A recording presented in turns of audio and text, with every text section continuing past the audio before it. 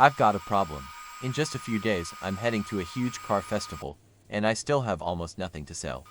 So over the next 3 videos you'll see me race against the clock, designing, cutting, painting and hopefully finishing everything before the event. Let's see if this is going to be a successful weekend or a very expensive lesson.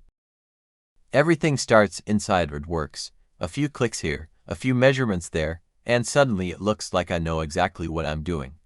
The design is finished, the settings are ready, and now it's time to find out if the laser agrees with me. Now the fun part finally begins. A fresh sheet of 6mm plywood goes into the laser, and over the next few minutes this expensive piece of wood slowly transforms into actual products for the festival. People often think laser cutting is the difficult part, but honestly, once everything is set up correctly, the machine does most of the work. The stressful part happened before this, while making sure every measurement was right and every setting made sense. Because if something is off by even a millimeter, the laser won't complain. It will happily cut the entire sheet exactly the wrong way. That's one of the reasons I always double-check everything before pressing start. It only takes a few extra seconds, but it can save an entire sheet of plywood. Watching the laser work never really gets boring either. It's strangely satisfying seeing each hanger slowly appear as if the machine already knew what I wanted before I did. Of course, I'm standing here looking productive, but let's be honest, right now the laser is doing 99% of the work while I'm supervising like a manager who takes all the credit. Luckily today's cuts are looking clean, the edges are nice, and nothing has caught fire yet. I know the day is going well when I don't have to reach for the fire extinguisher. The plywood is done, but these hangers still need something that makes people stop and look. That's where the gold mirror acrylic comes in. Time to prepare the next files and hope I don't accidentally mirror something that shouldn't be mirrored. The engraving has to be done from the back side, which means everything has to be mirrored before the laser even starts. Forget that one little step, and congratulations, you've just made yourself a very shiny piece of scrap. The laser begins by engraving all the details first, slowly revealing the design underneath the protective layer. Once that's finished, it moves straight on to cutting the car shapes out one by one with surprisingly clean edges. This is always the moment where the project starts looking far more expensive than the materials actually were. A few minutes ago this was just a flat sheet of acrylic, and now it's turning into the detail that will make these hangers stand out at the festival. Next comes the part that somehow takes longer than it looks, painting every single hanger. Each one gets painted on both sides because the last thing I want is someone picking one up at the festival and finding bare plywood underneath. The first coat always looks a little disappointing, but that's completely normal. As the paint starts to build up, the whole project suddenly begins looking much more premium. Of course, this is also the exact moment when every tiny dust particle in the workshop decides it wants to become part of the finish. I have no idea where they all come from, but they definitely know when fresh paint is involved. Luckily, most of them stay away long enough for the paint to dry properly, leaving behind a smooth matte black finish. Now these hangers finally look like products worth selling instead of pieces that were rescued from the laser bed just a few minutes ago. The black paint already looks good, but good isn't enough. A few gold splashes later, every hanger starts looking a little more premium and a little less like it came straight from a hardware store. Sometimes making a mess is actually part of the design.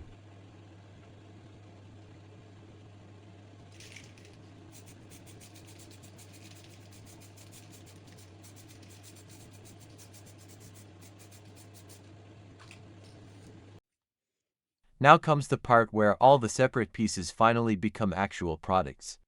The mirror acrylic might look small, but it's probably the first thing people will notice when they pick one up.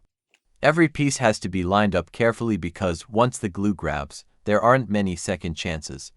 This is definitely one of those jobs where patience is much cheaper than making everything twice. One by one the cars find their place, and with every hanger finished the whole collection starts looking better and better. It's always satisfying reaching the point where random piles of parts suddenly turn into something you'd actually be happy to sell.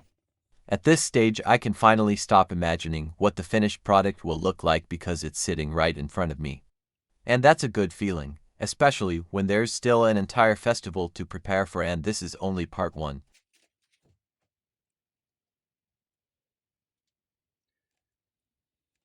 Not bad at all. What started as a plain sheet of plywood is now ready to hang in someone's car.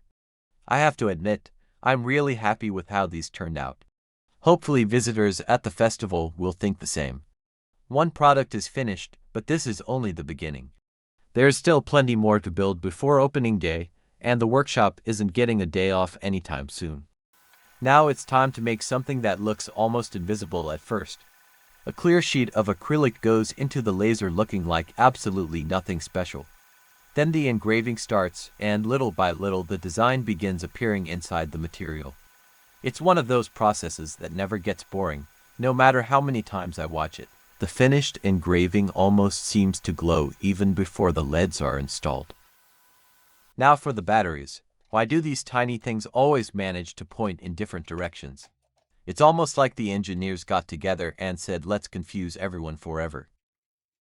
This is always my favorite part of the build. Up until now I've just been hoping everything works. Now it's time to find out if all those hours in the workshop actually paid off. Power on, lights off, and there it is. The engraving lights up perfectly and suddenly this simple piece of acrylic becomes a proper display piece. Of course I can't stop after testing just one color. If the remote has 20 different buttons, I'm pressing all 20. Red looks good, blue looks good, green looks good. Then there's flashing mode, fading mode and a couple of settings that seem completely unnecessary. Do I need rainbow disco mode for a workshop lamp? Absolutely not. Am I still going to use it? Absolutely yes. Thankfully everything works exactly as it should, and that's one more product ready for the festival without having to fix anything at the last minute. Another product ready for the festival, and somehow the deadline doesn't feel any further away. The workshop isn't slowing down anytime soon.